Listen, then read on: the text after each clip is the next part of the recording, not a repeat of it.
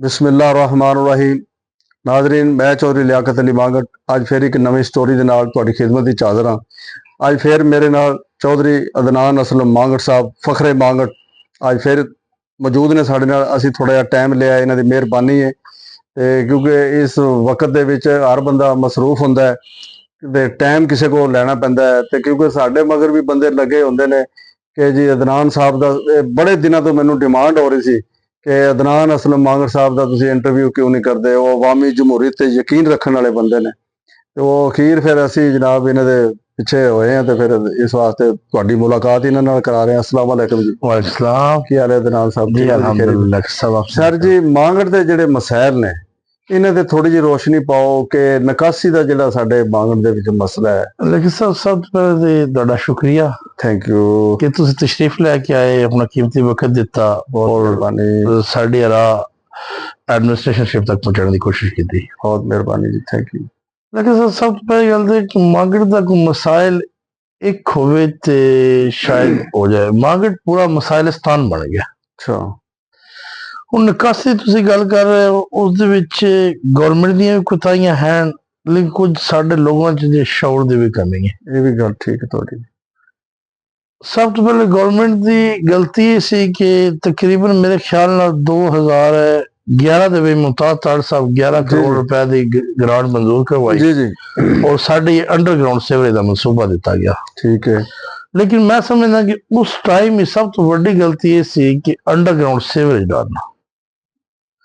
ਸਹੀ। इस सड़क के नाल नाल ओपन नाला बनता, 11 करोड़ की बजाय 5 करोड़ जो साडा मेरे ख्याल नाल तोड़ बेहतरीन नाला बाहर पानी जाना सी, बाहर उत्थे लैदर सेम तक जी जी, बिल्कुल सही कह रहे। इस सेम च चला जाता, जदों बंद हुंदा ओपन हुंदा आसानी नाल क्रेन वगैरह लगा के सफाई करते हैं। हुण अंडरग्राउंड साडी एडमिनिस्ट्रेशन का यह सूरत हाल है कि अज भी गुफारियां दे महल्ले जी जी चले जाइए ना, गली मेरे ख्याल नाल बेचारे अजाब च रह रहे। सही कह रहे। पूरा पूरा महीना ही सावन बदल ते जो 2 महीने रेनी सीजन बारिश का आया, उन्हों का पानी नहीं निकलिया। सही कह रहे। उस एडमिनिस्ट्रेशन की गड्डी या TMA दी आउंदी है, वो ऐसे ने उन्होंने पैसे ना दिए तो नहीं आउंदे। साडे लोगों के वसाइल लगे बेचारे महंगाई पिछे पे, ठीक है, कित्थों वसाइल लियाउण कि हर रोज उन्होंने गड्डी पैसे दे तो अंडरग्राउंड सीवरेज खुलाउण। जबरदस्त। वो आउंदे ने पैसे लैके आउंदे ने, एक दफा खोलदे ने, फिर वो लोगों की जिहड़ी मैं शौर की गल की तुहानूं दसना, जदों ये मनसूबा बनया सी, TMA आया बनाया सी, उस दे अगे हर जिहड़ा ना मेन हॉल दे अगे जालियां लगियां सन सरिये दियां। लोगों ने की कीता, जदों जालियां दे अगे छापर वगैरह आउंदे आन, वो इस तो आउंदे आन, वो लगियां सन कि वो छापर गंद वगैरह रोक लैंदियां सन, पानी चला जाता, और अंडरग्राउंड सीवरेज च गंद नहीं सी जांदा, वो बंद नहीं सी हुंदी, पानी जांदा।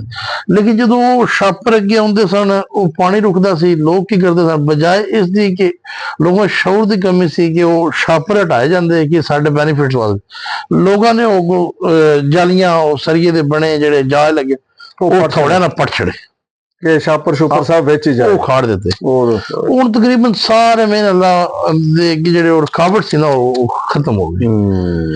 हुण सूरत हाल है कि सारे छापर सारा कूड़ा करकट उस दे अंदर जांदा है, और वो मेरे ख्याल नाल साल च कोई 8-10 महीने बंद रहिंदे ने, फिर कोई चलो किसी तंजीम ने पीछे एक दफा मुस्लिम इंसानियत पर सफाई करवाई, जिस तरह सफाई कराई है। उस तो पहले अमजद फारूक संधू साहब ने, साडे ओवरसीज भाई ने, उन्होंने अपने आप के तहत एक दफा सफाई करवाई, लेकिन ये कोई प्रॉपर हालत नहीं है कि रोजाना कोई सफाई करवाए। ये अवाम की कोताही है ना जी, अवाम की कोताही है, लेकिन गवर्नमेंट ने चाहिए कि सख्ती करन है, उन्होंने अगे दोबारा जालियां लगवाण है और उन्होंने जालियां का पहरा देना अपने, क्योंकि TMA इदारा मौजूद है जी जी, उन्होंने जिम्मेदारी है कि इस चीज की हिफाजत करन जी जी।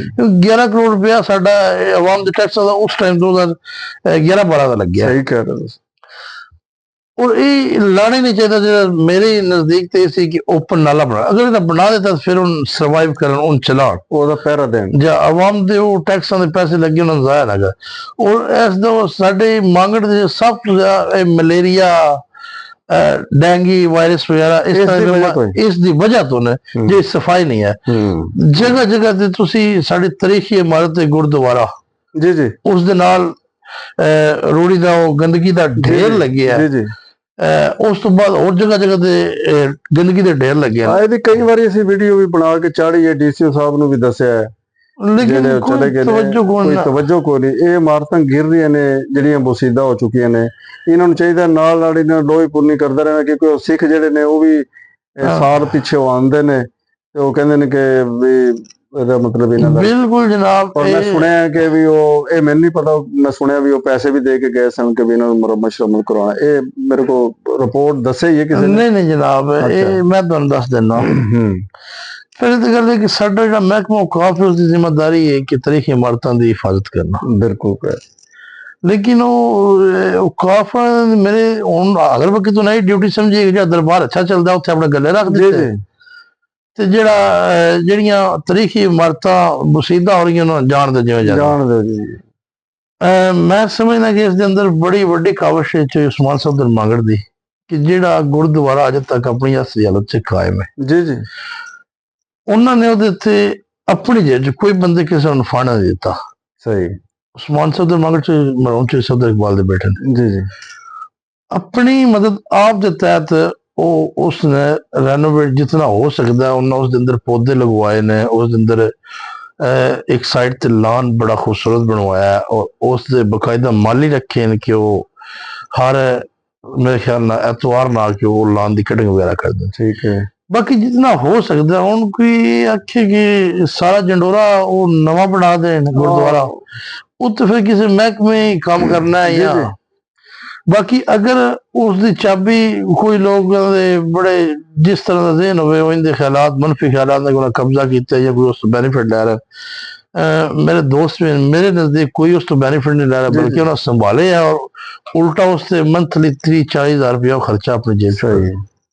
अगर वो अपने जेह्ड़े इस्तेमाल ना रखते जां उसदी चाबी वगैरह अज ना उत्थे नशइयां दे अड्डे होने आ और जिस तरह साढ़े लोगों के ख्यालात ने कि इत्थे खजाने ने ये लोगों की बिल्डिंग भी जिहड़ा ना ढाह छड़नी है। सानू गल अदनान मांगड़ साहब, दूसरा स्कूलों के बारे तुहाडा की ख्याल है कि कुछ मास्टर ऐसे ने कि पहलों अपने बच्चे नूं प्राइवेट स्कूल च छड्ड के आउंदे ने, फिर वो बच्चों जाके स्कूले पढ़ाते हैं। इसका मतलब कि उन्होंने वो पढ़ाई तो उस पढ़ाई च कोई फर्क नजर आया भी साडे बच्चे जिहड़े ने कि वो सही पढ़ जान।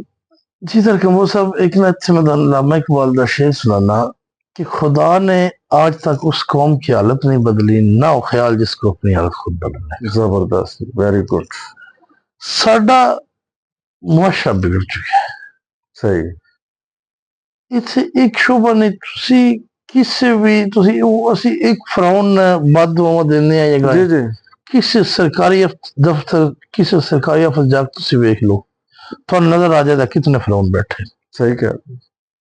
एक शरीफ आदमी किसी भी दफ्तर और जो स्कूलों की गल कीती है टीचर काबिल एहतराम ने मोहतरम साडे मैं बच्चे पढ़े ने जी ਅਸੀਂ ਤਾਂ ਆਪਣੇ ਬੱਚਿਆਂ ਨੂੰ ਕਹਿੰਦੇ ਉਸਤਾਦ ਆ ਰਿਹਾ ਹੋਵੇ ਤੇ ਨਜ਼ਰਾਂ ਚ ਗਵਾ ਦਿਓ ਥੱਲੇ। एक साल तो पढ़िया फिर भी चलो प्राइवेट स्कूल भी गवर्नमेंट का इदारा सी जी लेकिन रोना हुंदा है जदों हुण रिजल्ट देखिदा ਉਹਦਾ। सही। हुण टीचर इतजाज भी करते हैं कि साड़ियां पेंशनां खत्म कीतियां ते एक प्राइवेट स्कूल दा और तुसी गवर्नमेंट स्कूल दा मुआवजा करो। गवर्नमेंट स्कूल टीचर की तनख्वाह कमो बेश में 70,000 तो प्लस होनी है। जेह्ड़ा SS3 पुराने उन्हां दे 1.5-2 लाख जी। प्राइवेट स्कूल च टीचर की तनख्वाह मैक्सिमम 20 तो 25 हज़ार है। ਜਿਹੜੀ ਆਮ ਟੀਚਰ ਜਾਂ ਬੱਚੇ ਮੁੰਡੇ ਰੱਖੇ ਨੇ ਪੜ੍ਹਨ ਵਾਸਤੇ ਉਹਨਾਂ ਦੀ 10,000 ਤੋਂ ਉੱਤੇ ਤਨਖਾਹ ਨਹੀਂ ਹੈ। ਉਸ ਦੇ ਬਾਅਦ ਰਿਜ਼ਲਟ ਦੇਖੋ ਤੇ ਰੋਣਾ ਆ ਜਾਂਦਾ ਗਵਰਨਮੈਂਟ ਦੇ ਸਕੂਲਾਂ ਦਾ ਕਿ ਟੀਚਰ ਉੱਥੇ ਬੱਚਿਆਂ ਨੂੰ ਪੜ੍ਹਾਣਾ ਹੀ ਨਹੀਂ। ਮੈਂ ਆਪਣੇ ਬੱਚੇ ਪ੍ਰਾਈਵੇਟ ਸਕੂਲਾਂ 'ਚ ਦਾਖਲ ਕਰਵਾਏ ਜੀ। ਇਸ ਤੋਂ ਸਾਬਤ ਹੁੰਦਾ ਕਿ ਉਹ ਗਵਰਨਮੈਂਟ ਸਕੂਲਾਂ ਪੜ੍ਹਾਣਾ ਪਸੰਦ ਨਹੀਂ ਕਰਦੇ, ਸਿਰਫ ਤਨਖਾਹ ਲੈਣਾ ਪਸੰਦ ਕਰਦੇ। ਅਗਰ ਉਹ ਗਵਰਨਮੈਂਟ ਸਕੂਲ 'ਚ ਐਜੂਕੇਸ਼ਨ ਤਾਲੀਮ ਅੱਛੀ ਦੇ ਤਾਂ ਫਿਰ ਆਪਣੇ ਬੱਚਿਆਂ ਨੂੰ ਗਵਰਨਮੈਂਟ ਸਕੂਲ 'ਚ ਲੈ ਕੇ ਜਾਓ। ਹਾਂਜੀ। ਹੁਣ ਪਿੱਛੇ 9th ਕਲਾਸ ਦਾ ਰਿਜ਼ਲਟ ਆਇਆ, ਮੈਨੂੰ ਐਕੂਰੇਟ ਸਾਰੇ ਸਕੂਲਾਂ ਨਹੀਂ ਯਾਦ ਹੈ ਕਿ ਲੇਕਿਨ ਮੈਂ 2-3 ਸਕੂਲਾਂ ਦਾ ਰਿਜ਼ਲਟ ਦੱਸਾਂ, ਤੁਸੀਂ ਆਪ ਫੈਸਲਾ ਕਰ ਲਓ। ਇਹ ਆਵਾਮ ਫੈਸਲਾ ਕਰੇ ਕਿ ਇਹ ਟੀਚਰਾਂ ਦੀ ਖਾਗੇ। मेरे ख्याल में साढ़े पिंड दा स्कूल है government high school Mangat, teacher भी सारे काबिल एहतराम ने। 52 स्ट्रेंथ थे और 9 बच्चे पास ने। सुहावा बुलानी का रिजल्ट सी कि 300 प्लस तादाद सी। ठीक है। 35 ਕਿ 40 ਦੇ ਦਰਮਿਆਨ ਕੋਈ ਬੱਚੇ ਪਾਸ ਸਨ। ਮੈਨੂੰ ਹੁਣ ਐਕੂਰੇਟ ਫਿਗਰ ਯਾਦ ਨਹੀਂ, ਥੋੜੀ ਬਹੁਤੀ ਗਲਤੀ ਦੀ ਚਲਾ। ਗਵਰਨਮੈਂਟ ਪਾਇਲਟ ਸਕੂਲ ਦੀ 435 स्ट्रेंथ थी पालिए। हाँ पाली ने, और 52 बच्चे पास। सर सैयद स्कूल दी भी मैं वो पूरी मुकम्मल डिस्ट्रिक्ट मंडी के सारे गवर्नमेंट हाई स्कूल का मेरे को लिस्ट थी, लेकिन शायद वो मैंने एक्यूरेट याद नहीं। Sir Syed government sir Syed high school sir Syed high school मंडी बोलते शहरा, उसकी भी यही पोजीशन थी कि 50 के लगभग बच्चे पास। ਸਹੀ। ਅੱਛਾ, ਮੈਂ ਕਈ ਉਸਤਾਦ ਵੀ ਮਾਂਗੜ ਦੇ ਦੇਖੇ ਨੇ ਜਿਨ੍ਹਾਂ ਵਿੱਚ ਮਾਸਟਰ ਅਰਸ਼ਦ ਸਾਹਿਬ ਜਿਹੜੇ ਨੇ, ਮੇਰਾ ਖਿਆਲ ਤਕਰੀਬਨ ਇਹਨਾਂ ਦੇ ਬੱਚੇ ਵੀ ਸਕੂਲ 'ਚ ਹੀ ਪੜ੍ਹੇ ਨੇ, ਗਵਰਨਮੈਂਟ ਸਕੂਲ ਦੇ ਵਿੱਚ। ਔਰ ਉਸ ਤੋਂ ਬਾਅਦ ਅਕਰਮ ਗੋਂਦਲ ਮਾਂਗੜ ਸਾਹਿਬ ਜਿਹੜੇ ਨੇ, ਉਹਨਾਂ ਦਾ ਬੱਚਾ, ਮੈਂ ਉਹਨਾਂ ਦਾ ਇੰਟਰਵਿਊ ਕਰਕੇ ਉਹਨਾਂ ਨੇ ਕਿਹਾ ਜੀ ਮੇਰਾ ਬੱਚਾ ਇਹ ਬੈਠਾ ਇਸੇ ਸਕੂਲ 'ਚ ਪੜ੍ਹ ਰਿਹਾ ਜਿਸ 'ਚ ਮੈਂ ਪੜ੍ਹਾ ਰਿਹਾ ਹੈ ਜੀ, ਤੇ ਮੇਰਾ ਦਿਲ ਬੜਾ ਖੁਸ਼ ਹੋਇਆ ਅੱਲਾ ਦੀ ਕਸਮ। बिल्कुल ਹਾਂ, बहुत विच अच्छे लोग भी हैं। अर्शद साहब मेरे मैट्रिक तक मैं उनको पढ़ता भी रहा, बहुत अच्छे उस्ताद ने, और उन्होंने बच्चे भी अल्हम्दुलिल्लाह काबिल ने। एक उन्होंने बच्चा डॉक्टर बन गया, ਜੀ ਜੀ दूसरे भी अच्छे पढ़ रहे हैं। लेकिन ओवरऑल देखा जाए ना कारकर्दगी जो ना, फिर वो यही आ जाता है कि चलो अर्शद साहब ने बहुत ज्यादा मेहनत भी की थी गवर्नमेंट हाई स्कूल मांगड़ च। मैं देखा कि उन्होंने 2-3 साल हेडमास्टर इतने रहे ने, बहुत अच्छी मेहनत की थी, साइंस टीचर भी हाँ।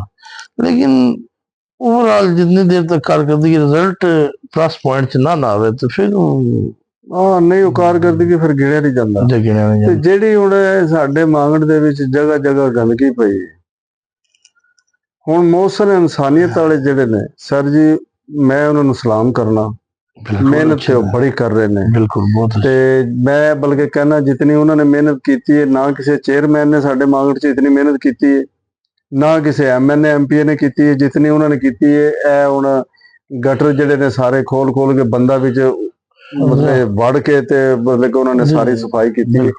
ਲੇਕਿਨ ਸਾਨੂੰ ਸਾਡੇ ਸਾਰੇ ਮਾਂਗੜ ਨੂੰ ਜਿਤਨੇ ਓਵਰਸੀਅਰ ਨੇ ਬਾਹਰ, ਉਹਨਾਂ ਨੂੰ ਵੀ ਚਾਹੀਦਾ ਹੈ ਉਹਨਾਂ ਦੀ ਹੈਲਪ ਕਰਨ, ਤਾਂ ਕਿ ਉਹ ਸਾਰੇ ਮਸائل ਜਿਹੜੇ ਨੇ ਹੱਲ ਕਰ ਸਕਣ। ਉਹਨਾਂ ਕੋਲ ਇਤਨੇ ਵਸਾਇਲ ਹੋਣੇ ਚਾਹੀਦੇ ਨੇ। ਬਿਲਕੁਲ ਜਨਾਬ ਰਕੀਲ ਸਾਹਿਬ, ਮੈਂ ਤੁਹਾਡੀ ਬਾਤ ਨਾਲ ਮੁਤਫਿਕ ਹਾਂ, ਕਿਉਂਕਿ ਤੁਸੀਂ ਦੇਖੋ ਨਾ, ਮੁਆਸ਼ਰਾ ਜਿਹੜਾ ਸਾਡਾ ਗਵਰਨਮੈਂਟ ਦਾ ਨਿਜ਼ਾਮ ਹੈ ਨਾ, ਉਹ ਤੇ ਉਮੀਦ ਕੋਈ ਨਹੀਂ ਕਿਸੇ। सही है। हालांकि मैं बजाते खुद एक सियासी वर्कर पीपल्स पार्टी ਦਾ मैं वादा कर छड़ा कि मेरे पीपल्स पार्टी ਦੇ ਨਜ਼ਰਿਆਤੀ कारकुन भी हैं और वर्कर भी हैं। Very good. इससे कोई दो राय नहीं कि चाहे पीपल्स पार्टी का सवाल है या मैं कोई डंडी मारा, जी जी, लेकिन बस एक पार्टी ना लगाओ है, बिल्कुल लगाओ, बस जो भी होवे और मैं शहीद ज़ुल्फ़िकार भुट्टो का नज़रिया फॉलो करना। जबरदस्त जबरदस्त। मसला ये कि साडे मुल्क जिस पार्टी की भी गवर्नमेंट होवे, चाहे PTI दी होवे, चाहे PMLN दी होवे, जिहदी भी होवे, साडी मैं एक गल कीती कि हर काम प्राइम मिनिस्टर या चीफ मिनिस्टर नहीं करना होंदा। साडा मुआशरा बिगड़ चुका है। साडा एक जिहड़ा ना वो सैनिटरी वर्कर तो लैके DCO तक या DCO तो लैके सारा जितनी देर तक इज्तमाही तौर पर तब्दीली नहीं आई लोगों के अंदर, उतनी देर तक शऊर बेदार ने काम नहीं चल सकता। Very good. लिहाजा उसका बेहतरीन हल है जिस तरह साड़ी मुस्लिम इंसानियत रफाई तंजीम में इस तरह की तंजीमें या एक दो और महलिया वाइज बनाई जाए, या ओवरसीज दोस्त भैया की गुजारिश है कि बहुत अच्छा काम कर रही है मुस्लिम इंसानियत, जी जी, इन्होंने तावन किया जाए ताकि वो यही हल है। देखो जी, 2-3 चीज़ां मैं तुहानू दस दियां। इन्हां दा इह ना जी, ਇਹ ਪੂਰੇ ਪਿੰਡ ਦੇ ਵਿੱਚ ਸਾਡੇ ਮਾਂਗਣ ਦੇ ਵਿੱਚ ਜਾਂਦੇ ਨੇ, ਹਰ ਗਲੀ ਬੱਲੇ ਦੇ ਵਿੱਚ। ਇਹਨਾਂ ਨੂੰ ਪਤਾ ਹੈ ਵੀ ਇਸ ਘਰ ਨੂੰ ਸਪੋਰਟ ਕਰਨੀ ਚਾਹੀਦੀ ਹੈ। ਬਿਲਕੁਲ। ਇਹ ਬੱਚੀ ਦੀ ਸ਼ਾਦੀ ਹੋਣ ਵਾਲੀ ਹੈ, ਉਹ ਸ਼ਾਦੀ ਨਹੀਂ ਕਰ ਸਕਦੇ ਵਿਚਾਰੇ, ਇਤਨੇ ਵਸਾਇਲ ਨਹੀਂ ਉਹਨਾਂ ਕੋਲ। ਇਹ ਬੱਚੇ ਸਕੂਲ ਨਹੀਂ ਜਾਂਦੇ, ਫਲਾਣੇ ਘਰ ਦੇ। ਦੂਸਰਾ ਹੈ ਕਿ ਗੈਰ ਸਿਆਸੀ ਕੋਈ ਉਹਨਾਂ ਉਹ ਤਾਂ ਵਿਚਾਰੇ ਗੈਰ ਸਿਆਸੀ ਨੇ, ਲੇਕਿਨ ਮੈਂ ਉਹਨਾਂ ਦੀ ਕੈਮਰੇ ਦੇ ਸਾਹਮਣੇ ਮੈਂ ਉਹਨਾਂ ਦੀ ਅਜ਼ਮਤ ਨੂੰ ਸਲਾਮ ਪੇਸ਼ ਕਰਾਂਗਾ ਕਿ ਉਹ ਮਾਂਗੜ ਵਾਸਤੇ ਬਹੁਤ ਅੱਛਾ ਕਰ ਰਹੇ ਨੇ, ਔਰ ਮਜ਼ੀਦ ਜਿਹੜੇ ਓਵਰਸੀਜ਼ ਨੇ ਉਹਨਾਂ ਨੂੰ ਵੀ ਉਹਨਾਂ ਦੀ ਥੋੜੀ ਜਿਹੀ ਹੈਲਪ ਕਰਨੀ ਚਾਹੀਦੀ ਹੈ। ਤੇ ਮੈਨੂੰ ਉਮੀਦ ਹੈ ਇਨਸ਼ਾਅੱਲਾ ਤਾਲਾ ਓਵਰਸੀਜ਼ ਜਿਹੜੇ ਨੇ ਉਹ ਵੀ ਉਹਨਾਂ ਦੀ ਹੈਲਪ ਕਰਨਗੇ। ਨਾਜ਼ਰੀਨ, ਇਹ ਗੱਲਾਂ ਤੁਸੀਂ ਪਿਆਰੀਆਂ ਪਿਆਰੀਆਂ ਅੱਜ ਸਾਡੀਆਂ ਸੁਣੀਆਂ ਨੇ। ਮੈਨੂੰ ਤਾਂ ਇਦਨਾਨ ਮਾਂਗੜ ਸਾਹਿਬ ਨੂੰ ਇਜਾਜ਼ਤ ਦਿਓ। ਓਕੇ, ਖੁਦਾ ਹਾਫਿਜ਼।